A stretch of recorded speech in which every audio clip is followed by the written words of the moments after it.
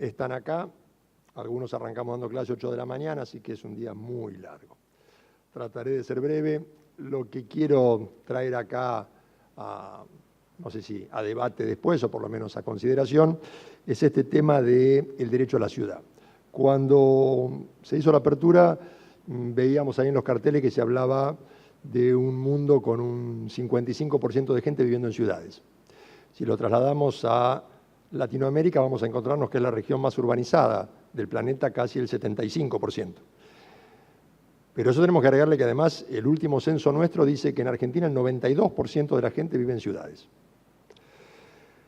Lamentablemente el caso que nos toca, que es Mar del Plata, tenemos el privilegio de estar entre las ciudades con más asentamientos urbanos, llamémosle Villa de Miserias, llamémosle tugurios, que es lo que le gusta utilizar como terminología a la ONU, solamente detrás de La Plata y La Matanza.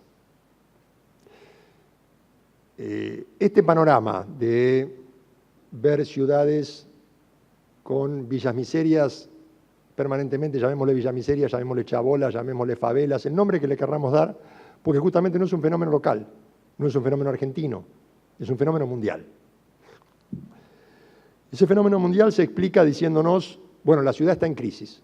Hace 40 o 50 años que la ciudad está en crisis y este es un problema del mundo capitalista de hoy. Es cierto, pero es falso. Es decir, si uno hace un poquito de historia, se va a encontrar con que Engels, en 1870, escribe, y yo a veces en algunas charlas lo traigo a colación porque parece un escrito de hoy, hablando de la crisis de la ciudad y cómo de los sectores financieros han tomado el centro de la ciudad, cómo expulsan a los trabajadores de la periferia, cómo esta periferia es algo normal en las ciudades. Él está hablando de Manchester, en Inglaterra. Y este fenómeno lo vemos hoy acá.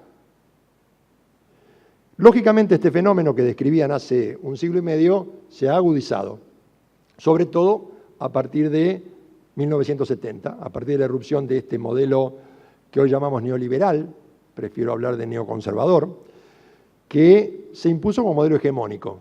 Un modelo hegemónico que justamente lo que ha hecho es utilizar la ciudad como un espacio de ganancias.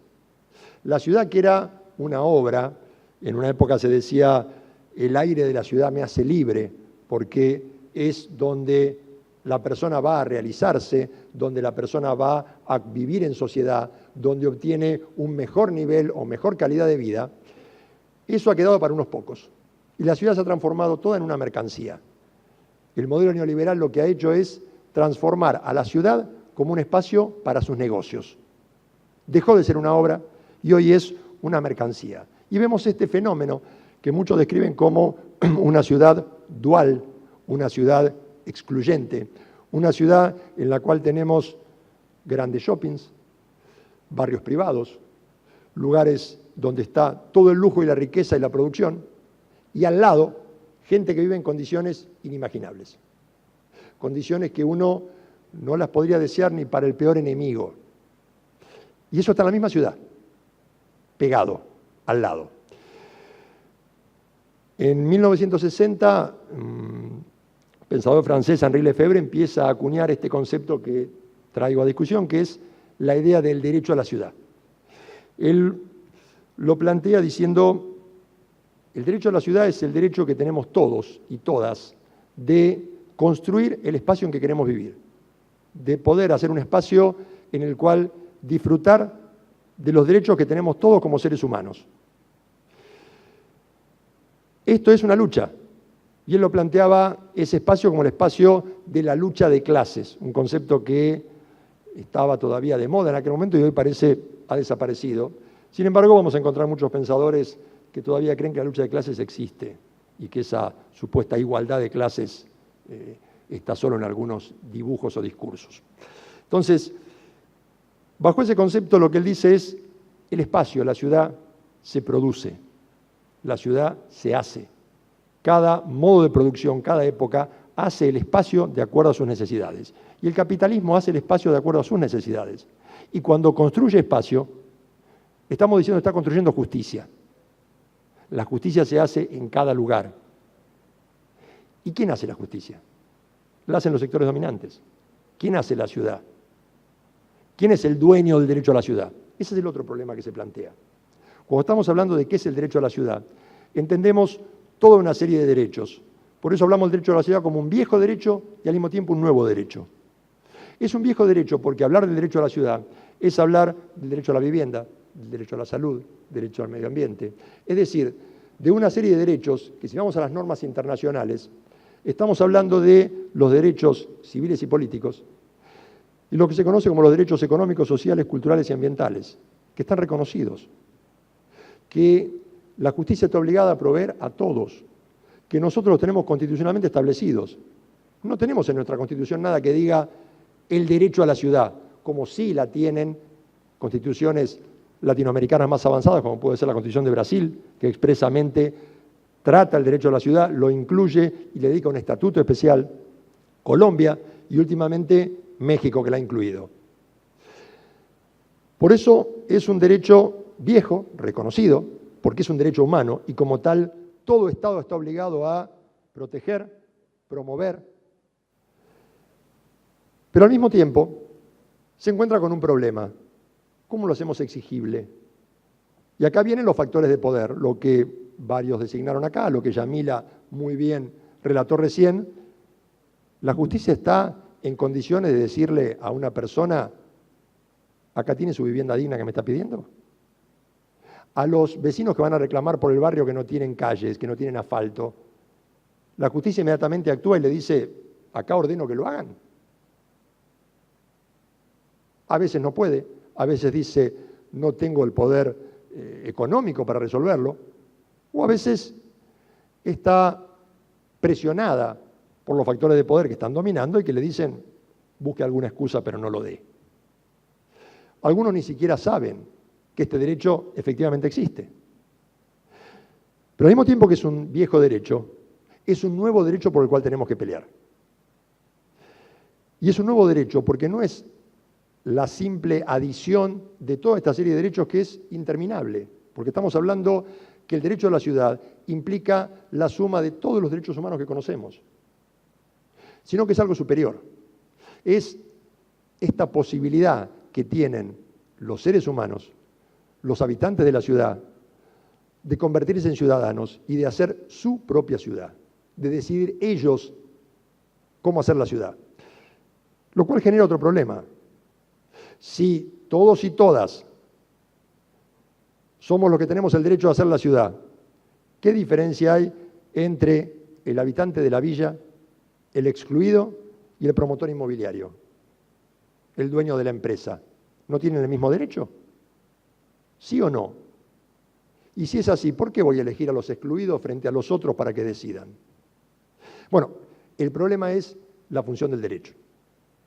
El derecho a la ciudad se asemeja a un derecho que muchos están planteando hoy, que es un derecho que está en desaparición, extinción, lamentablemente lo ejerzo hace más de 30 años, que es el derecho laboral. Y el derecho laboral tiene un sentido, es un derecho protectorio, es un derecho para los más débiles, para los excluidos, porque el derecho es lucha, porque el derecho, los que estamos en una buena situación económica, los que tenemos poder, no necesitamos tener que venir a pelear por ese derecho. Sabemos dónde está, sabemos dónde ir, sabemos cómo reclamarlo, sabemos cómo obtenerlo.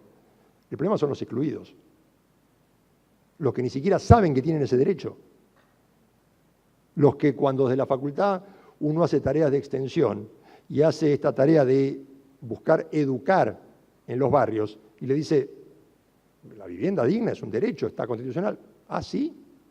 ¿No es una concesión? ¿No es algo que me dan a mí especialmente? No, es un derecho, usted tiene la facultad de reclamarlo. ¿Ah, sí? ¿Y cómo hago? ¿Y dónde? ¿A quién?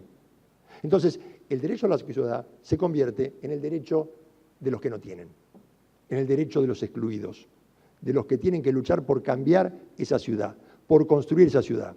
A partir de ahí, ¿qué rol tenemos los que estamos en la universidad? Hablo desde el punto de vista como académico, no como abogado, aunque como abogado también estamos luchando porque es imposible separarnos en las funciones. Bueno, la tarea es, primeramente, educar en derechos humanos.